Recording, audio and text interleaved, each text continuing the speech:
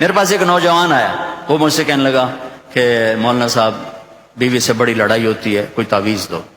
تو میں یہ دو رشتوں پہ کہا کر دوں، نہ سساں تے تعویذ چل ہے نہ بیگمات تے تعویذ چل ہے.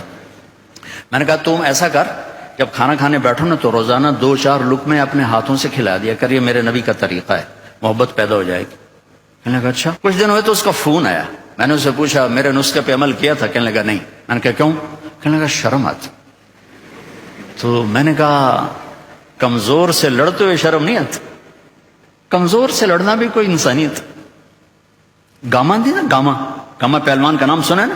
اس نے 1915 میں، ستمبر 1915 میں لندن میں امریکن پہلوان تھا زبسکو، اس کو 2 گھنٹے کی کشتی میں ہرایا تھا اور اس سمے زمان کا ٹائٹل ملکہ برطانیہ سے لے کر آیا تھا. تو یہاں وہ اندرون لاہور میں رہائشی تھا، تو سبزی لینے گیا تو سبزی والے سے ہو گیا کوئی بھاؤ تاؤ پہ جھگڑا.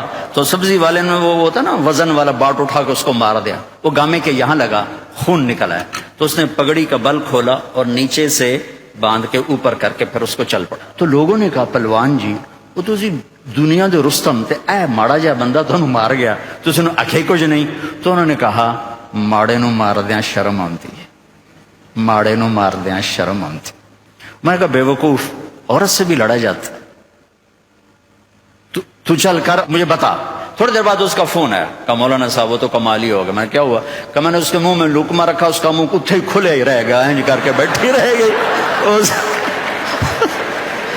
وہ آخر لگی اے تیرا کام نہیں، تین دس تینوں آخیا کہ تو آپ نہیں کر سکنا. اس آ گیا میں آ گیا، میں تو مولی تارے جمیل آ گیا. اس آ گیا دے بچیاں دا اللہ بھلا کرے جائیں تینوں بندہ بنایا. ہمارے راجپوتوں میں ایک شاخ ہوتی ہے رنگڑ، بڑے کوڑے ہوندے ہیں، مطلب ہماری برادری.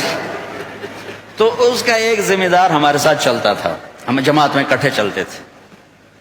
تو میرا یہ مستقل مضمون ہے، میں بیان کرتا ہوں میرے نبی کے اخلاق، نبی کی زندگی. چونکہ یہ عام طور پہ بیان نہیں ہوتی، میں اسے کھول کے بیان کرتا ہوں کہ ان سب کے گھر بننے والے یا بن چکے یا بننے والے.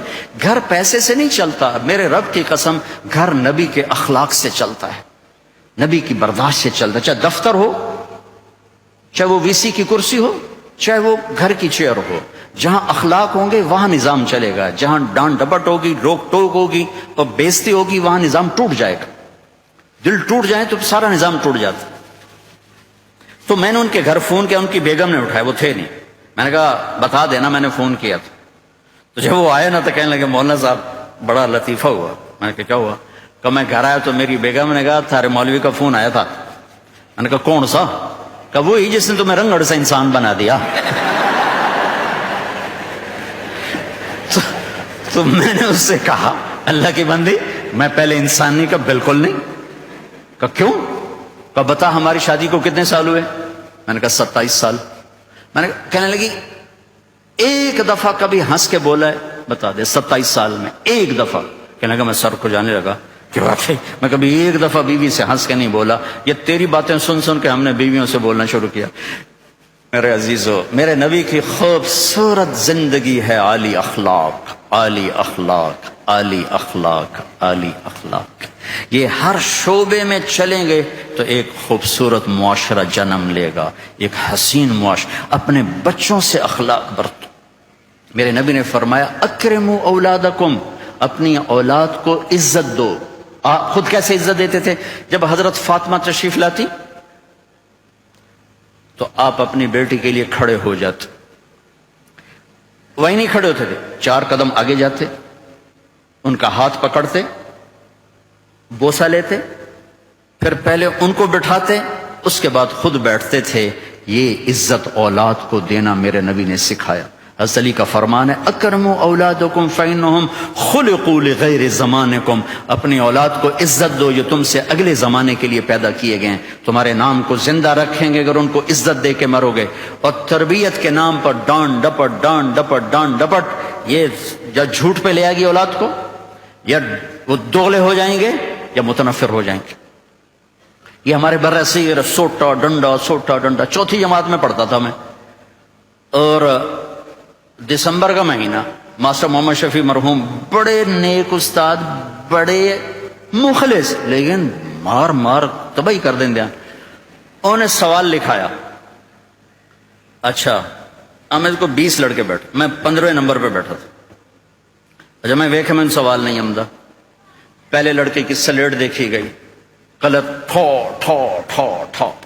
میں کہ لے مر گیا. اب میں سوال حل کرنے کی بجائے جان بچانے کے سوچنے لگا. ہوں میں جان کی میں بچاونی، کیونکہ سوال تو آتا نہیں. شاید زور لگاتا تو کوئی حل نکل آتا، لیکن میں کہ ہوں جان بچاؤ بھائی. اب اور لڑکے قریب آ رہے ہیں، فاصلہ گھٹ رہا ہے، اور میرے پسینے چھوٹ گئے، ٹھنڈے، برا حال. کہ یا اللہ اتنے سوٹے میں کیویں کھاونے. اچھا ایک ثقافت، پرائمری اسکول ہمارے والد علاقے کے ذمہ دار استادوں کو گندم دینا، چاول، گھی، مکھن، شکر، آم، کنو، مالٹے، امرود، جو کچھ ہمارے پاس ہوتا تھا. ہمارے والدین یہ رشوت نہیں ہوتی تھی، یہ اپنی سعادت سمجھ کے استادوں کی خدمت کرتے تھے. اب میں نے سوچنا شروع کیا ہم موسم کیڑا ہے، مالٹا بھی کوئی نہیں، کنو بھی کوئی نہیں، آم بھی کوئی نہیں، امرود بھی کوئی نہیں. یا اللہ ہوں کی کرا. میں نے خیال آیا مرچاں ہیں. اب جب رہ گئے نا 3 لڑکے تو میری ترکیب ساری مکمل ہو گئی.